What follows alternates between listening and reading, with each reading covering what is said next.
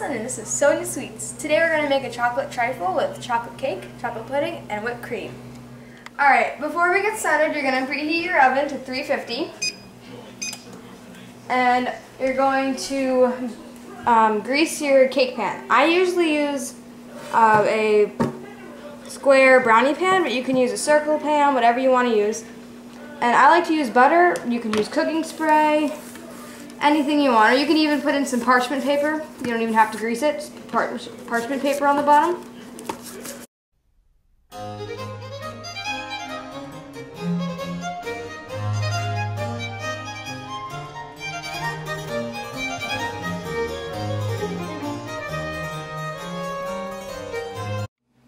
Okay, so we have 1 cup and 3/4 cups of flour, 2 cups of sugar, 3/4 cup of cocoa. Here we have 1.5 teaspoons of baking powder, 1.5 teaspoons of baking soda, and a teaspoon of salt. Let's get started. Zoom in here.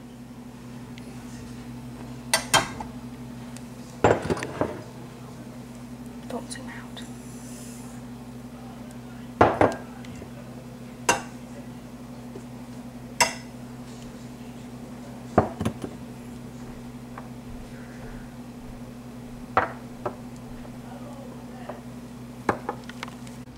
So here I have all the ingredients in the bowl, or all the dry ingredients. Now we're going to just mix them all up for a few minutes until they're all blended evenly.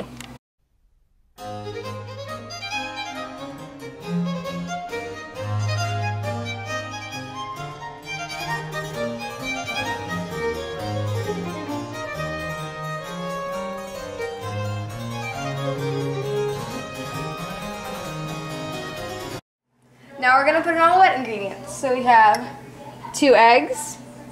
We're going to add them right to the dry ingredients. 1 cup of milk.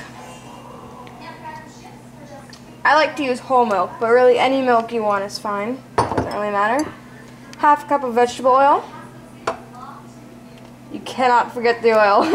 I've done that multiple times and it makes the worst cake. And 2 teaspoons of vanilla extract.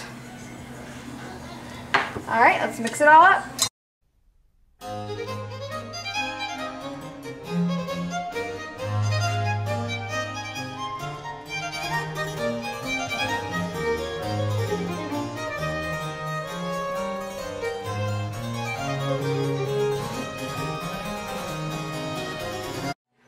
Alright, so you're going to mix this at medium speed for 2 minutes, and usually while I'm mixing it, I like to boil my water. You're going to need 1 cup in the end, but I like to add a little extra just to be sure I have a cup since some evaporates. So. Alright, my water has finally finished boiling, so I'm going to pour in 1 cup. It's really hot, so be careful, and if you're pretty young, you might want to get a parent or someone to help you with it, because I burned my fingers a lot with this. And we're just going to add it to the mixture. Whoa. And now mix it for, I would say, another minute or so until it's all mixed together, and start off slow so that you don't get all the water splashing everywhere. And then we're going to pour it in.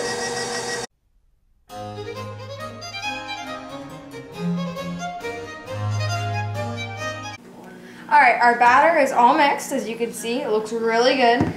You might have to scrape down the sides every now and then while you're mixing, just to get it all mixed up.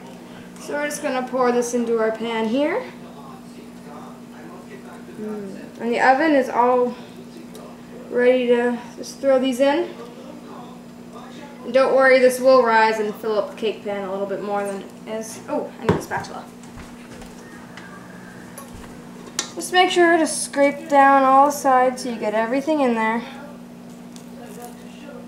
You want to get all the cake you possibly can. And when this is done baking, we will start off with the pudding. Let's put it in the oven.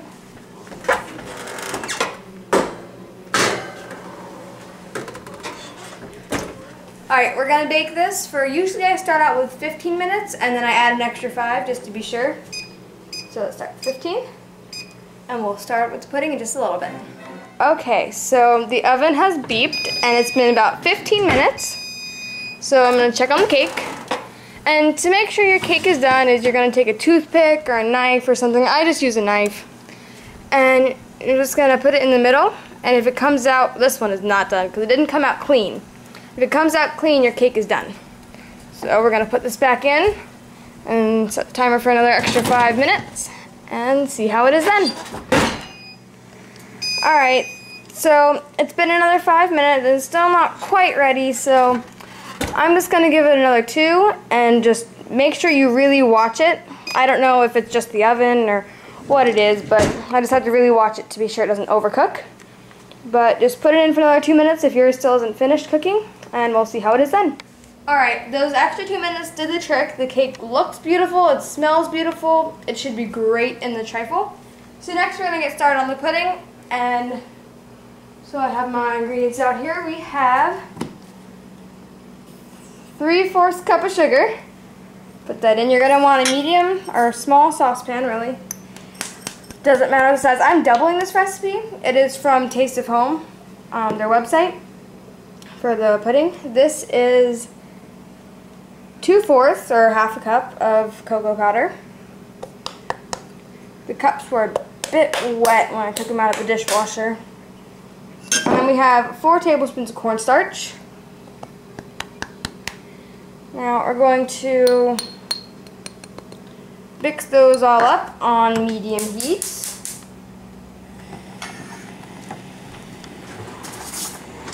Let me grab a spoon. Mix them all up on medium heat.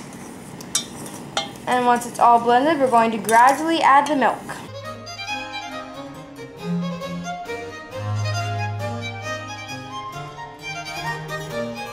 Alright, we are still stirring this mixture on medium heat, and now we're just going to gradually add 1 cup of milk. Just keep stirring it until that's all mixed in.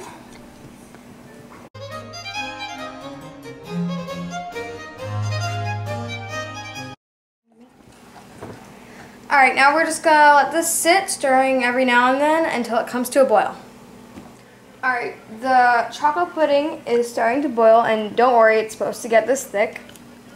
And you're going to add in 1 teaspoon of vanilla extract and stir that in until it's all mixed. And then I'm going to put it in a little dish and chill in the refrigerator until it's, well, kind of jello-y, pudding-y texture.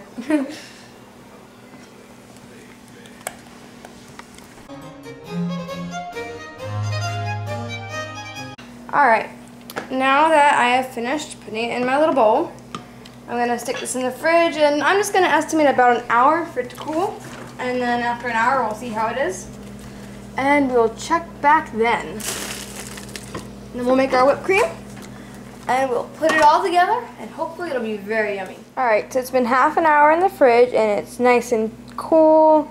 It's got the really nice, thick, jello-y pudding texture. I tasted a little bit. It tastes great. It's a little bittersweet, so when you're making it, you might want to add maybe a little extra sugar, or just deal with a little more bitter pudding than you'd probably like.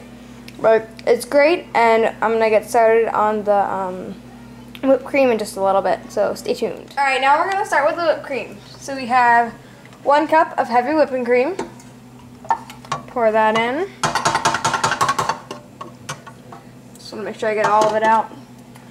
About a tablespoon or so of sugar. I like my whipped cream really sweet, so usually I add a couple or 3. And then a teaspoon of vanilla. And now we're going to mix this all up for however long until it gets nice and thick and delicious.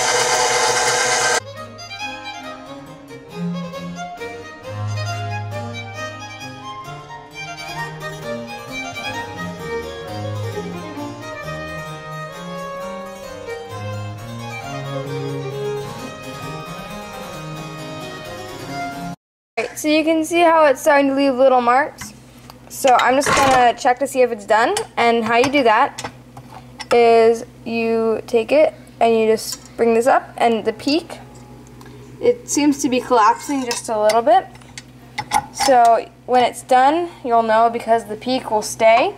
and it'll hold its shape. So I'm going to do it for a couple more minutes.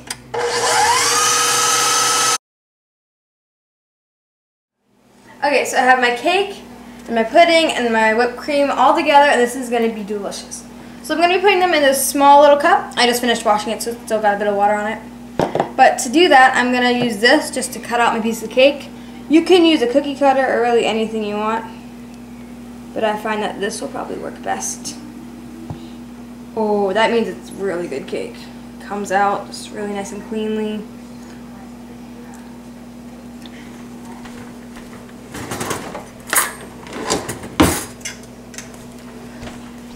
Take that out and push it in like that. So I got my cake on the bottom. Now I'm gonna